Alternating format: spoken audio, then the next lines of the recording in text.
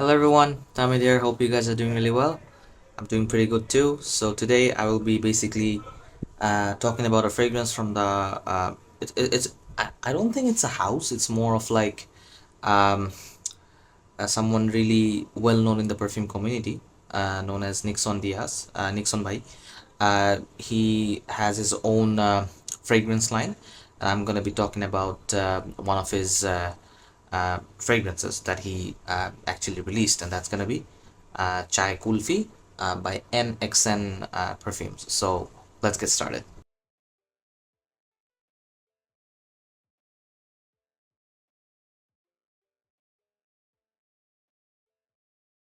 So this is how the bottle looks like, as you guys can see.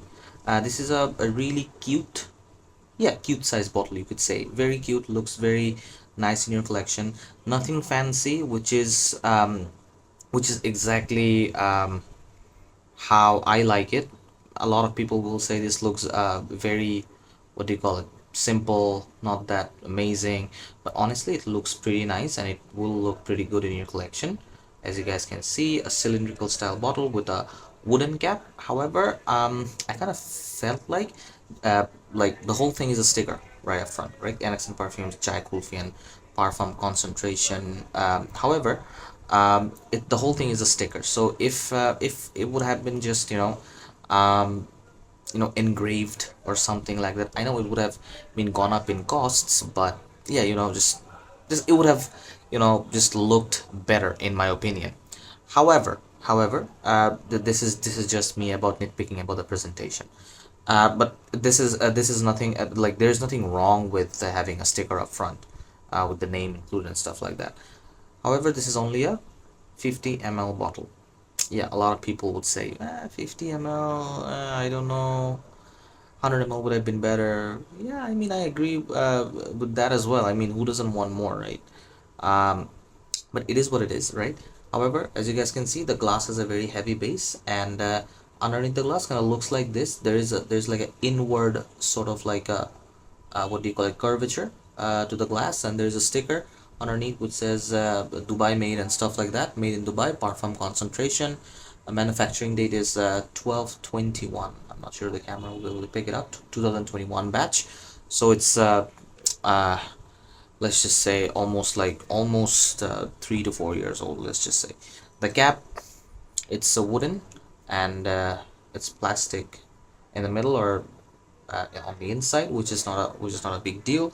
So yeah, this is how the bottle looks. The sprayer looks black with the white atomizer where the fragrance comes out from. Does this bottle remind you of something? Yep, it does remind me of that Killian's liquor collection. However, it doesn't have that what do you call it, the bottle design that the liquor collection has, like Angel Share or Leur Vert or apple brandy, right? Old fashioned. Uh, those bottles have really well designed engravings in them and stuff like that. Kind of reminds me of those bottles, but more on a simplistic take on those bottles. That's what I feel. So yeah, the bottle looks really cute. Now I'm moving on to the sprayer. As you guys can see, it sprays nicely. However, this doesn't feel like a pressurized atomizer. It feels okay. I mean, the the sprayer doesn't feel um, like that bad at all. I mean, it shoots a lot of juice. That's what I can say. But the smell, man, something really fantastic. If you're a fan of milk tea, let's just say, you're gonna love this.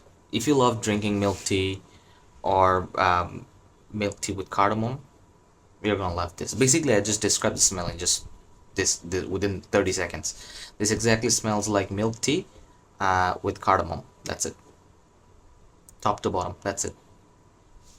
So, I mean, now if I have to go into the details about it, it opens up with cardamom and tea, right? The cardamom is, if I have to talk about the cardamom doesn't smell sweet like you would get in La Nuit de l'Homme or on other cardamom based fragrances. This cardamom actually feels like an Indian based cardamom, where it's more, you could say, on the woody spicier side, not as sweet. However, it does have that tea and sandalwood with some hints of vanilla, in my opinion, which makes a slight bit of, which gives that, sweetness. And that sandalwood actually gives that milky aspects to that to this fragrance. um, so if I have to talk about, like, yeah, it opens up cardamom with tea. And if I have to talk about the mid notes, and the more it goes into the dry down or goes into the mid, the cardamom kind of dials itself down. The opening blast, you're gonna get, a bit cardamom. It's gonna be cardamom heavy at the top. But I'm just gonna say one thing, that it doesn't smell as it doesn't really smell harsh, or it doesn't, like, sting the nose by any means, or like there's no even there, like there's not even any sort of alcohol blast in the opening, so which is kind of nice, all right. Considering the price that it goes for, and I'll be coming to the price to performance, the whole thing. So yeah, the mid, the cardamom kind of dials itself down, and you're gonna get, and from the mid you're gonna get that tea. The tea is one of the main notes that you're gonna smell from the top to the bottom. So the tea note basically stays, and it basically joins up with the slight bit of vanilla and sandalwood. And the more it goes into the dry down, the sandalwood, pops up even more and more and more, and it gets milky towards the dry down the more it goes into the dry down. So basically, you could say it's basically milk tea with cardamom. That's it. Like the one that you make in your houses, or in your kitchen, or you could, like, go to a tea stall or tea shop, whatever that is, around the corner of the road, and you just can, buy it for, like, in our country it costs about 10 taka or 15 taka ish, kind of like that. So I'm not saying that it smells cheap. It smells really good. Like, I'm a tea and coffee lover, both. I drink tea and coffee both. So for me, this is a piece of cake. Because I'm also a sucker for Gourmand fragrances. I'm gonna be reviewing some other Gourmand fragrances down the line, like Italica, Stronger with You Intensely, and then Ani and stuff like that. I got those videos lined up as well. Hopefully, I'll be uploading that as well.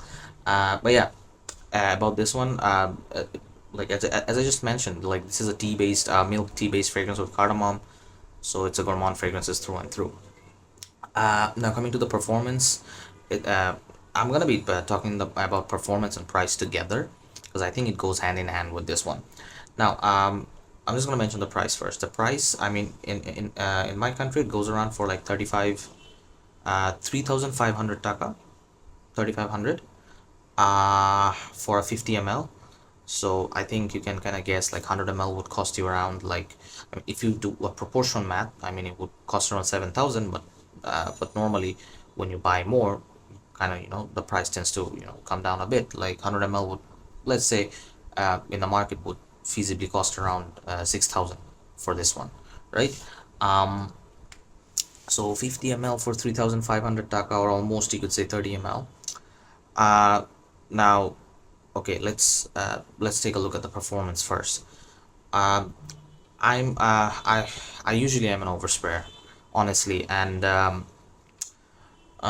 with 10 sprays of this on my clothes, I got around that 6.5 hour mark on my clothes.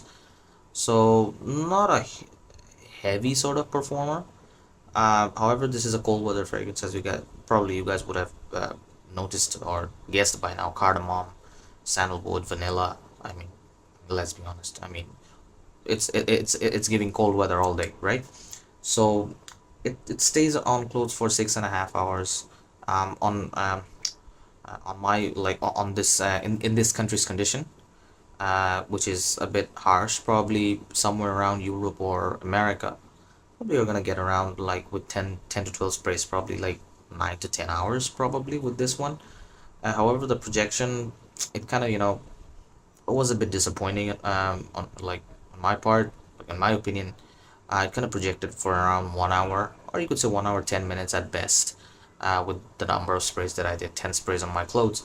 And the projection was not as loud. It was soft from the get-go. I mean, it didn't project, like, it kind of projected till this range. It didn't project that far, just to this range, and that was about it.